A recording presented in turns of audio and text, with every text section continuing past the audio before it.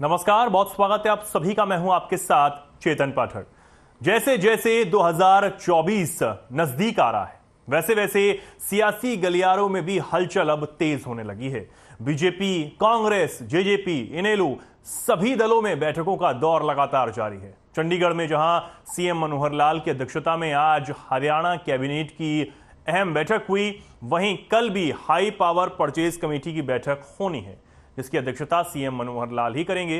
इतना ही नहीं, बीते दिनों सीएम ने कई जिलों के दौरे कर जनसंवाद भी किया था और सीधे लोगों की समस्याओं को सुना था। तो वहीं दूसरी तरफ कल नेता प्रतिपक्ष भूपेंद्र सिंह हुड्डा की अध्यक्षता में कांग्रेस विधायक दल की भी बैठक होनी है। विधानसभा चुनाव के लिए सियासी बिसात बिछाई जा रही है, लेकिन देखने वाली बात अब यह होगी कि कौन मतदाताओं को लुभा सकता है, कौन चुनावी अखाड़े में सामने वाले को पटकनी देता है।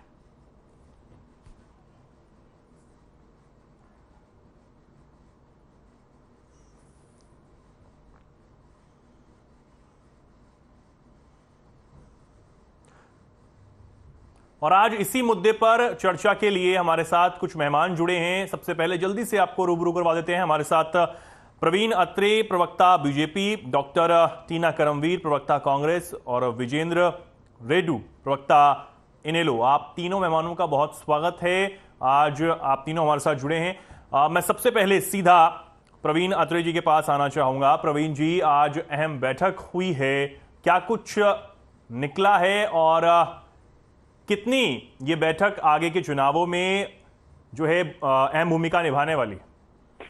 देखिए चेतन भाई, जो कैबिनेट की बैठक होती है, कैबिनेट की बैठक सरकार के काम कार्य प्रणाली का एक हिस्सा होती है और एक अहम हिस्सा होती है।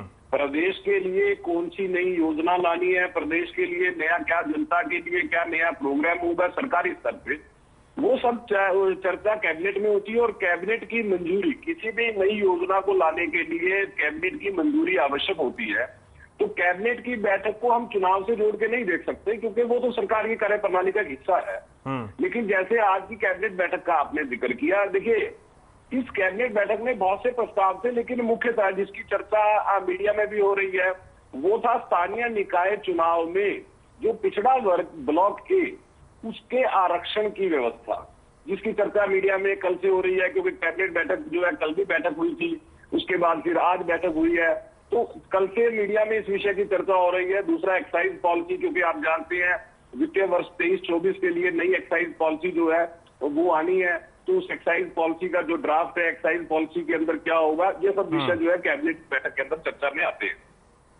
अब विषय ये आ जाता है कि जो आपने कहा चुनाव, देखिए हर राजनीतिक दल प्रयास करता है चेतन भाई, हर राजनीतिक दल अपने अपने स्तर पे प्रयास करता है। जैसे जैसे चुनाव नजदीक आते हैं, राजनीतिक दलों की जो कार्यप्रणाली है, यूं कहिए कि उनकी गतिविधियां तेज हो जाती हैं। कोई राजनीतिक दल रैली करता है, जलसा जुलूस करता है, या वो पदयात्रा करता है, वगैरह वगैरह। हर राजनीतिक और लोकतंत्र के अंदर सब राजनीतिक दलों को ये अधिकार भी है, ये अख्तियार भी है कि वो अपनी बात जनता के बीच में जाके कहें।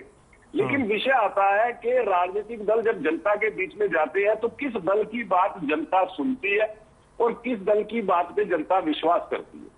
आप पिछले 2014 चुनाव की बात करें, 2019 के चुनाव की बात करें, मैं लोकसभा चुनाव और विधानसभा चुनाव दोनों की बात कर रहा हूं। 2019 के लोकसभा चुनाव, विधानसभा चुनाव, उनकी बात कर रहा हूं। तो आपने देखा कि हरियाणा प्रदेश की जनता ने किसी भी राजनीतिक दल को या उनकी बात पे विश्वास नहीं किया, केवल भारतीय जनता पार्टी की बात। प्रवीण जी, आप तो कह रहे हैं कि जो ये बैठकें हैं वो सरकारी कामकाज के लिए हैं और चुनाव के लिए नहीं है, हर दल कर रहा है। हालांकि लेकिन विपक्ष तो ये कह रहा है कि विपक्ष ने तो जनसंवाद कार्यक्रम पर भी निशाना साधा। उन्होंने कहा कि जो सीएम जनसंवाद कार्यक्रम कर रहे हैं उनको 9 साल में जनता से मिलना याद आया है और वो तो शुरू से ये सब कर रहे हैं।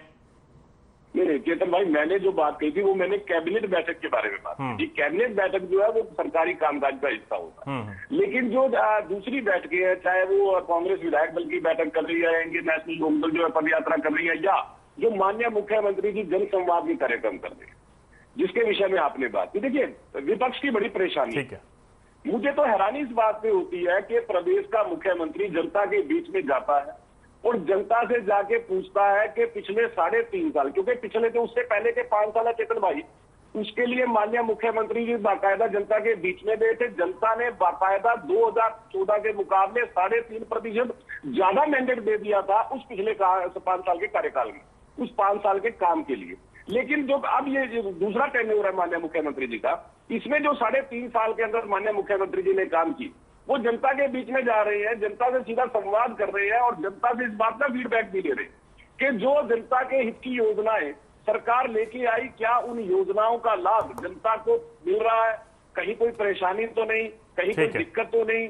और जब माननीय मुख्यमंत्री जी ये काम कर रहे हैं तो विपक्ष के पेट में दर्द हो रहा है। मैं तो हैरान हूं कि विपक्ष खुद तो रैली करेगा, खुद पदयात्रा भी करेगा, खुद हाथ से हाथ भी जोड़ेगा, लेकिन जैसे ही मुख्यमंत्री जी जनसंवाद प्रोग्राम करेंगे तो विपक्ष जो है परेशान हो जाएगा। इसका मतलब ये है कि विपक्ष जानता है कि प्रदेश का मुखिया जब जनता के बीच में जनसंवाद कर रहा है तो वहां विपक्ष का कोई खाना नहीं है, वहां विपक्ष को किसी ने सुनना नहीं है, वहां जनता ने विपक्ष के झूठ को समझ लेना है, इसलिए विपक्ष को परेशानी है। वरना आप इंडियन नेशनल लोकदल पदयात्रा कर रही है तो हमने तो नहीं कहा कि आप क्यों कर रहे हो भाई, कांग्रेस हाथ से हाथ जोड़ रही थी, हालांकि वो जुड़ा रही, हमने तो नहीं कहा कि क्यों जोड़ रही थी आप हाथ से हाथ। लेकिन भारतीय जनता पार्टी और प्रदेश के मुखिया जनता से जनसंवाद करते हैं तो विपक्ष के पेट में दर्द होता है। ये सबसे बड़ी हैरानी वाली बात है। लौटता हूं मैं आपके पास। डॉक्टर टीना, आपके पास आना चाहूंगा, क्या कहेंगे आप? आज कैबिनेट की बैठक भी हुई है और कल विधायकों की बैठक भी आपके दल की होनी है। देखिए, आपके चैनल के माध्यम से मैं बताना चाहती हूँ कि कर्नाटक का चुनाव जिस तरीके से हम जीत रहे हैं, उसके बाद कांग्रेसियों में और कांग्रेस कार्यकर्ताओं और जनता में बहुत विश्वास है कि हरियाणा में भी कांग्रेस की वापसी होने वाली है। तो बताना चाहती हूँ कि किस तरीके से आप देखिए, अभी भाजपा के प्रवक्ता कह रहे थे हाथ से हाथ जोड़ो, इन्होंने जितने कमेंट, जितने कटाक्ष किए थे, चाहे हाथ से हाथ जोड़ो अभियान के तहत या भारत जोड़ो के तहत, लेकिन हम बिल्कुल डरे नहीं, घबराए नहीं, हम अपना काम करते रहे। और आज भी देखिए जिस तरीके से अन्य चाहे सत्तारूढ़ पार्टी में जो नेता है वो छोड़कर आज कांग्रेस में शामिल हो रहे हैं। इसके पीछे कारण ये है कि इनकी नीतियों से लोग जो है, इनके खुद के नेता भी परेशान हो चुके हैं, जनता जो है इनकी नीतियों से, इनकी कार्यप्रणाली से बहुत परेशान हो चुकी है। इसका जीता जागता स्वरूप देखिए, भारत की बेटियां जो कि हरियाणा से संबंध रखती हैं, वो बेटियां वो आज जंतर मंतर पर हैं। तो इनकी नीतियां जो बेटी बचाओ बेटी पढ़ाओ और ऐसी जो खोखले नारे दिए गए थे वो आज सबके सामने हैं। जिस तरीके से किसानों ने सत्याग्रह किया, तो युवाओं ने किया, आज हरियाणा प्रदेश की बेटियां पूरे प्रदेश में या अंतर्राष्ट्रीय स्तर पर भारत की जो छू हो रही है, उसके पीछे कारण सिर्फ केंद्र में बैठी सरकार और भाजपा और हरियाणा में बैठी ये जो डबल इंजन सरकार जो कहते हैं ना, इनको डबल इंजन सरकार नहीं कहना चाहिए, इनको ट्रबल इंजन सरकार ने न सिर्फ प्रदेश के अंदर, हरियाणा के अंदर, पूरे केंद्र सरकार ने एक तरीके से पूरे देश के अंदर दहशत मचा रखी है। जिस तरीके से आप देखिए, कोई भी ऐसा कोई प्रक्रिया काम नहीं है जिसके तहत ये कह सके, जनता के बीच जाके कह सके कि हमने ये काम किया। इसलिए जनसंवाद जब ये करते हैं तो इनसे ऐसे सवाल पूछे जाते हैं, हालांकि वो सिर्फ एक टोकन, जिसे कहें कि एक टोकन की राजनीति जिसे कहते हैं कि दिखावे के लिए कर रहे हैं। इसलिए हम ना जनता खुश है, ना विपक्ष खुश है कि ये क्या कर रहे हैं, ये ढोंग कर रहे हैं एक तरीके से, क्योंकि यही से 9 साल लगातार इनको सत्ता पे बैठाया, इनको वोट दिए, लेकिन उन्होंने करके क्या दिया? कुछ भी नहीं, खाली हाथ। अब ये जनता के बीच जब जाएंगे तो मैं ये जानना चाहती हूँ प्रवक्ता से कि किस मुंह से ये वोट मांगेंगे, क्योंकि इनको तो खदेड़ दिया जाएगा। और 2024 में बहुत चुनौती के साथ कहती हूँ कि जिस तरीके से हरियाणा में ही नहीं, केंद्र में भी भाजपा को पूरी तरीके से खदेड़ दिया जाएगा, क्योंकि इनकी नीतियां इतनी खराब रही हैं कि इससे जनता जो है वो पूरी तरीके से इनसे हाथ जोड़ चुकी है कि हमसे बहुत बड़ी भूल हो गई है, अब हमें कमल का फूल नहीं चाहिए, अब हम हाथ का पंजा चाहिए। जी विजेंद्र जी, रेड्डू जी जवाब ले लेते हैं जल्दी से, प्रवक्ता इनेलो हैं। विजेंद्र जी, आप क्या कुछ कहेंगे? क्या रणनीति है इनेलो की? हालांकि परिवर्तन पदयात्रा जो है वो आपकी तरफ से निकाली जा रही है, क्या रणनीति है आगे की, किस तरीके से? हालांकि आपकी तरफ से यह भी कहा गया है कि गठबंधन को हटाने के लिए किसी से भी गठबंधन कर लिया जाएगा, आवाज शायद उन तक नहीं पहुंच पा रही है। ठीक है, आगे बढ़ते हैं। प्रवीण अत्रे जी बोलिए। जी बोलिए, क्या बोल रहे थे? तो हैरान था कि कांग्रेस प्रवक्ता ने जिस तरह से कर्नाटक के चुनाव का जिक्र किया, हालांकि चर्चा हरियाणा की कर रहे हैं, लेकिन उन्होंने कर्नाटक के चुनाव का जिक्र किया, चलो उसमें भी बात कर लेते हैं। कर्नाटक का चुनाव का मतदान कल होना है 10 तारीख को, लेकिन कांग्रेसी आत्म मुग्ध होके आज ही ये दावा करना शुरू कर दिया कि हम कर्नाटक में जीत रहे हैं। ठीक है डॉक्टर, कांग्रेस की स्थिति ये हो गई है। अरे इन बच्ची को बताओ भाई, इस बच्ची को समझाओ कि चर्चा कैसे होती है, बीच में डिस्टर्ब ना करें। देखिए हैरानी इस बात की है कि जो कांग्रेस कर्नाटक चुनाव में भगवान बजरंग बली को ताले में बंद करने का वायदा करे, भगवान बजरंग बली के ऊपर बैन लगाने की बात करे, श्रीराम सेना को बंद आपने किया, के ऊपर श्रीराम सेना को वो कांग्रेस आज ये उम्मीद कर रही है कि कल जब मतदान होगा तो कर्नाटक की जनता कांग्रेस को मतदान करेगी। अरे 13 मई को करेंगे डिबेट आपसे, 10 तारीख का 13 मई को डिबेट करेंगे आपसे, सामने आ जाएगा, आपके सामने नतीजा आ जाएगा। ठीक है प्रवीण जी, कर्नाटक पे नहीं जाते हैं, अभी हरियाणा पे रहते हैं, हरियाणा में भी चुनाव है। मुग्ध होने की स्थिति देखिए इनकी।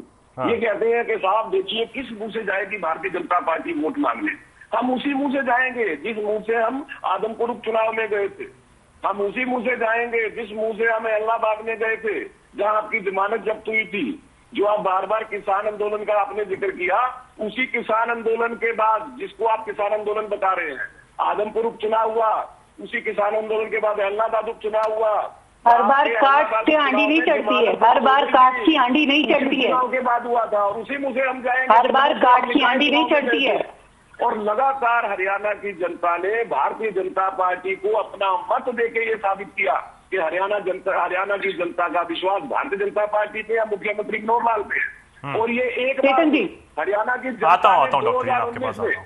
ठीक है प्रवीण जी, ठीक है, हमारे साथ विजेंद्र जी भी जुड़ गए हैं वापस से। विजेंद्र जी, क्या कुछ आपकी रणनीति है, मैं ये आपसे जानना चाह रहा हूं। ठीक है, आता हूं प्रवीण जी, आपके पास लौटता हूं मैं। विजेंद्र जी, आपकी क्या कुछ रणनीति है 2024 के लिए, किस तरीके से पार्टी तैयार है, क्या कुछ आगे करेगी?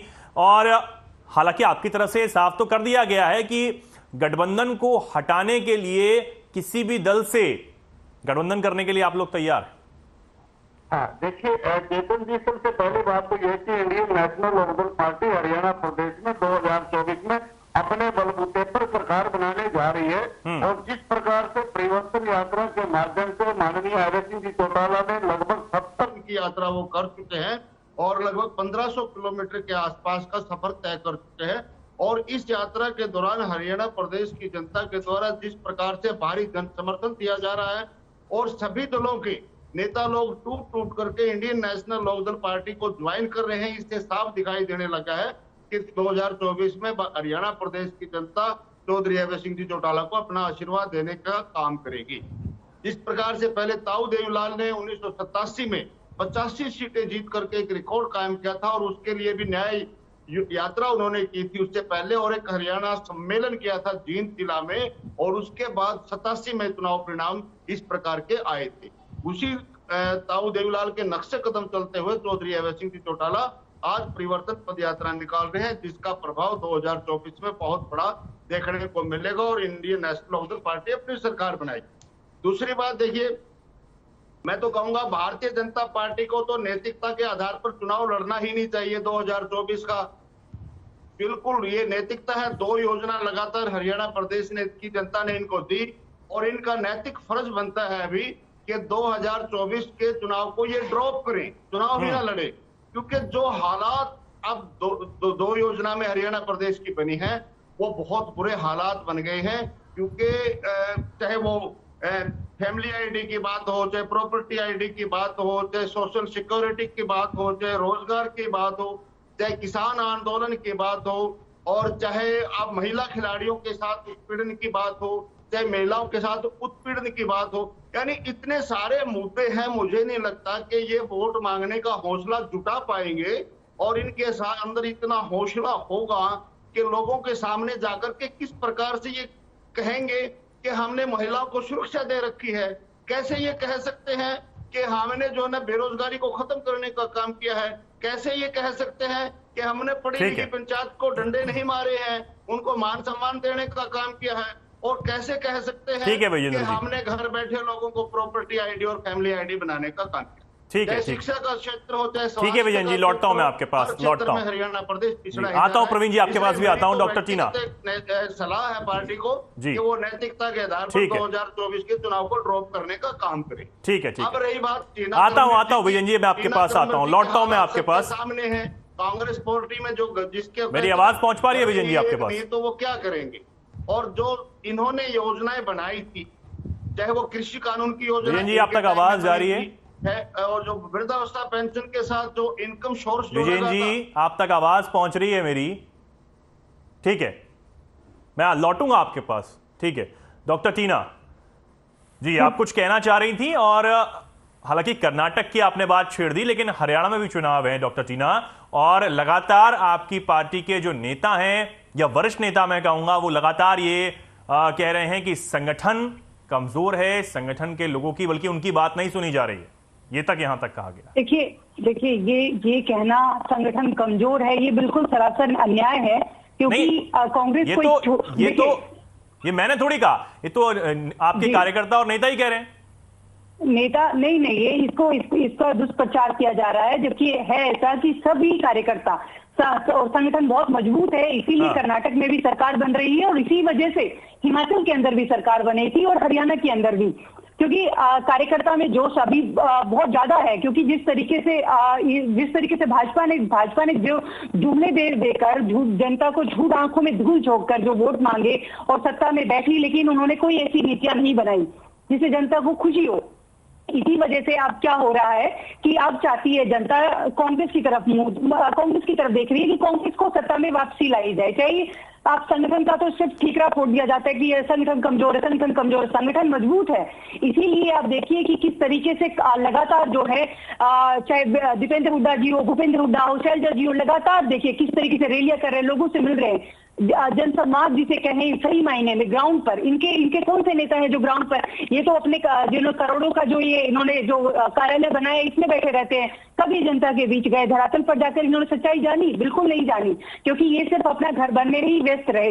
इन्होंने जनता की कोई नहीं। आप सोचिए कि 5,14,000 बुजुर्गों की पेंशन काटी गई, जो बेसहारा वर्ग है उसको आज कितने जैसे दलित ऐसी ओबीसी कम्युनिटी का वर्ग का कोई व्यक्ति बता दीजिए जिनको वजीफा पहुंचा है, स्कॉलरशिप नहीं पहुंच रही है, नौकरियां नहीं है। आप देखिए कि जो पीएचडी किया हुआ है वो आज क्लर्क की भर्ती कर, वो भी दूसरे राज्य में। कितनी विडंबना है इस देश में। देखिए इस राज्य के लिए कितनी बड़ी विडंबना है कि हरियाणा प्रदेश का कोई स्टूडेंट व्यक्ति दूसरे राज्य में जाकर जॉब के लिए अपनी नौकरी तलाशने के लिए मजबूर हो रहा है। ये किसकी देन है? ये इस प्रदेश की जो सत्ता में बैठी पार्टी की देन है।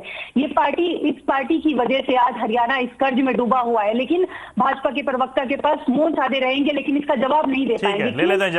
जवाब ही नहीं है। जवाब ले लेते हैं डॉक्टर टीना जी। प्रवीण जी दीजिए जवाब। पहली बात तो ये है, मैं हैरान हूँ, कांग्रेस प्रवक्ता ये कह रही है कि ये दुष्प्रचार किया जा रहा है कि हमारा संगठन कमजोर है, हमारा संगठन नहीं है। अरे भाई फिर शैलजा जी को समझा दो कि वो दुष्प्रचार ना करे। ये बात तो शैलजा जी ने कहा है मीडिया के सामने कि हरियाणा कांग्रेस के पास संगठन नहीं है और संगठन ना बनना हम लोगों की कमी है। तो समझाइए शैलजा जी को कि वो दुष्प्रचार ना करे। और ये कहते संगठन बहुत मजबूत है हमारा। अरे संगठन है कहाँ?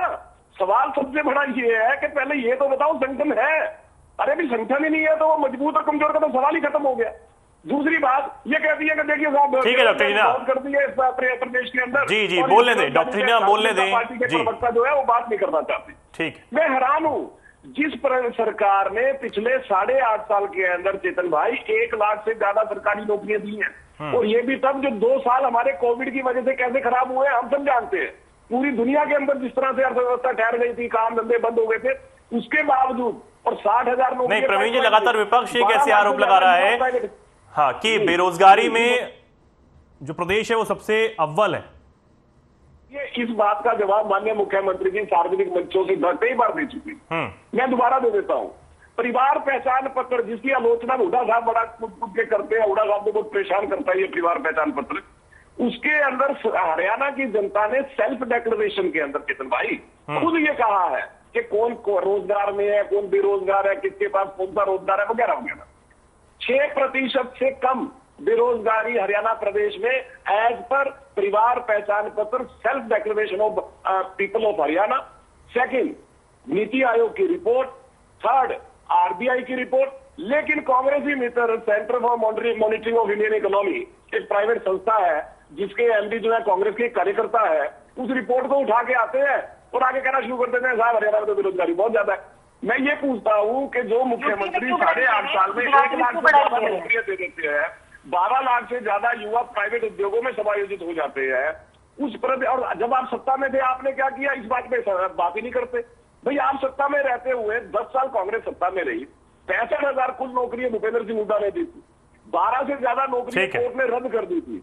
और एक स्थिति तो ऐसी खिलाड़ी जंतर मंतर पे बैठे हैं जिन्होंने आपके प्रदेश के खिलाड़ी, आपके प्रदेश के खिलाड़ी जिन्होंने इस देश का नाम रोशन किया। ठीक है प्रवीण जी, जंतर मंतर पे बैठे हैं, कुछ बोलिए उनके लिए भी 2 शब्द। ठीक है विजयन जी भी हमारे साथ। प्रवीण जी ठीक है, 2 शब्द जल्दी बात पूरी कीजिए, समय का थोड़ा अभाव है सर जी। प्रवीण जी 30 सेकेंड और है आपके पास, जल्दी। कह रहा हूं कि जो जिस पार्टी ने, जिस मुख्यमंत्री ने सत्ता में आते ही कृषि का जो बजट है हमारा पहले की तुलना में 4 गुना कर दिया, 72 घंटे में किसान की पेमेंट उसे खाते में जाएगी, इसका प्रावधान कर दिया। डीबीटी के जरिए जितनी सोशल सिक्योरिटी योजनाएं हैं सीधा लाभार्थी के खाते में जाएगी, इस बात का प्रावधान कर दिया। 1100 करोड़ रुपया हरियाणा प्रदेश की जनता का डीबीटी के माध्यम से बचा। अब सवाल पूछने वाला इन लोगों से है कि ये 1100 करोड़ किसकी जेब में जाता था भाई, ये तो बता दीजिए। 2.25-3 लाख से ज्यादा ऐसी पेंशन मिली जो इस दुनिया में ही लोग थे, इनसे ये पूछिए जब आप सत्ता में थे ये पैसा किसकी जेब में जाता था भाई। तकलीफ कहाँ है चेतन भाई, समझना पड़ेगा। जैसे चेतन जी वैसे पेट में दर्द आता हूँ डॉक्टर जी, आपके पास आ रहा हूँ। विपक्ष हमारे विपक्षी मित्र बौखलाना शुरू कर दिया। मुख्यमंत्री मनोहर लाल ने पारदर्शिता पे काम करना शुरू किया, भ्रष्टाचार पे। ठीक है प्रवीण जी, ठीक है आगे भी बढ़ना है। ठीक है विजयन जी जल्दी बात रखिए अपनी। जाता कहां था विजेंद्र जी? चेतन जी मैं ये कहना चाहूंगा चैनल के माध्यम से, हरियाणा प्रदेश की सरकार थोड़ा सा हरियाणा प्रदेश के बारे में चिंतन और चिंता करना शुरू कर दे। नहीं तो आज हालात ये हो रहे हैं कि हरियाणा प्रदेश थोड़े से दिनों में हरियाणा प्रदेश का जितना भी युवा है वो हरियाणा प्रदेश को छोड़ करके विदेशों में भाग रहा है रोजगार की तलाश में, क्योंकि यहाँ भूखा मरने से अच्छा है कि बाहर उनको रोजगार मिल जाए। कहीं ऐसा ना हो कि हरियाणा प्रदेश में युवा विहीन हरियाणा हो जाए और सारे युवा जो बाहर निकल जाए। अपनी रोजगार की पॉलिसी को ये सरकार सुधारने का काम करे, इसको सुधारोगे तो युवा बचेगा। दूसरी बात जो इन्होंने कहा रोजगार की, रोजगार एक तो रोजगार प्रवीण जी आपने बढ़िया दे दिया। परिवार का एक सदस्य सुबह कागज लेकर के दफ्तर में लाइन लगाता है और शाम को घर वापस आ जाता है, पूरा का पूरा जो है ना महीना उधर दफ्तरों में लाइन में लग जाता है और फिर घर आ जाता है, किसी का कोई काम नहीं होता। प्रॉपर्टी आईडी एक ऐसा डकैती का नहीं, सरकार तो कह रही है कि पोर्टल बना दिए हैं, लूट रही है उसके माध्यम हर काम के लिए पोर्टल है। वो सीएससी सेंटर भाई वही तो परेशान कर रहे हैं मित्रों को, क्योंकि उन पोर्टल की वजह से पारदर्शिता आ रही है, उन पोर्टल की वजह से लाभ जो है योजनाओं का। ठीक है, नहीं विजयन जी को भी बोलने देना, प्रवीण जी विजयन जी को बोलना। यानी कि कुल मिलाकर के ये कि सरकार की पकड़ ही नहीं है, प्रशासन बिल्कुल फ्री छोड़ दिया इन्होंने। भाई कोई कैसे भी करो और कैसे भी जियो मरो कुछ करो, बिल्कुल खुला प्रशासन को छोड़ रखा, खुली लूट मचा रखे। अब तो हाथों तक होगी। गुड़गांव की एक वीडियो चली हुई है प्रवीण जी आपकी, जवाहर यादव जी की, और विनोद लंबरदार ने वो वीडियो शूट करके डाली है कि जो एक प्लाट के आदमी थे वो 20-20 हजार करोड़ के आदमी बन गए। कैसे बन रहे हैं ये बड़ा दोनों हाथों से जो लूट मचाई जा रही है, इसका जवाब आपको 2024 में मिलेगा। फिर मैं दोहराता हूं, अगर नैतिकता की बात करें तो आपको चुनाव का छोड़ देना चाहिए, त्याग कर देना चाहिए। चुनाव ना लड़ोगे तो बढ़िया रहेगा, नहीं तो आपकी पोल खुलेगी, जग हसाई होगी, पूरे हिंदुस्तान में आपका मजाक बनेगा। तो मेरी सलाह मानो तो चुनाव को मत लड़ना, हम संभाल लेंगे हरियाणा प्रदेश को। इंडियन नेशनल जी कुछ कहना चाहते हैं। ठीक है विजय, आता हूँ प्रवीण जी आपके पास भी आऊंगा, फाइनल कमेंट के लिए आऊंगा आपके पास, मैं आऊंगा। जो स्थिति हो चुकी है, आता हूँ प्रवीण जी, आता हूँ प्लीज प्रवीण जी। ठीक है डॉक्टर टीना जल्दी बात रखिए, समय की थोड़ी कमी है, फिर आगे प्रवीण जी से भी फाइनल कमेंट लेना है जी। सरकार में ना बेटियां सुरक्षित हैं, अगर बेटियां सुरक्षित होती तो आज देश की जो महान पहलवान है वो आज जंतर मंतर पर नहीं बैठे। इस प्रदेश के अंदर, इस सरकार के अंदर ना युवा सुरक्षित है, इसमें कोई सुरक्षित नहीं है, क्योंकि इन लोगों ने ऐसी नीतियां बनाई है जिससे जनता जो है इनके आगे हाथ जोड़ रही है कि अब हमें इनकी सरकार नहीं चाहिए, अब कांग्रेस की वापसी होनी चाहिए और कांग्रेस सरकार आने वाली है जी। ठीक है प्रवीण जी जल्दी। ये कांग्रेस की वापसी होनी चाहिए, मतलब जो मुख्यमंत्री होते हुए सार्वजनिक मंच से ये कह दे कि मैं जाट पहले हूं मुख्यमंत्री बाद में हूं, ये कहते प्रदेश की जनता उसको मांग रही है कि वो आ जाए। भाई 10 साल काला अध्याय हरियाणा प्रदेश का था, जो 10 साल हरियाणा प्रदेश में कांग्रेस की सरकार रही। 70,000 एकड़ जमीन किसानों की सीएलयू के नाम पे लूट दी जिस व्यक्ति ने, प्रॉपर्टी डीलर की तरह जो सरकार चलती रही, जो गैंगस्टर थे जेलों से ऑपरेट करते रहे, राजनीतिक संरक्षण के अंदर अपराध को बढ़ावा मिलता रहा, भ्रष्टाचार का आलम यह था कि सीएलयू पे किसान की जमीन ले ली जाती थी, बिल्डरों को रिलीज कर दी जाती थी।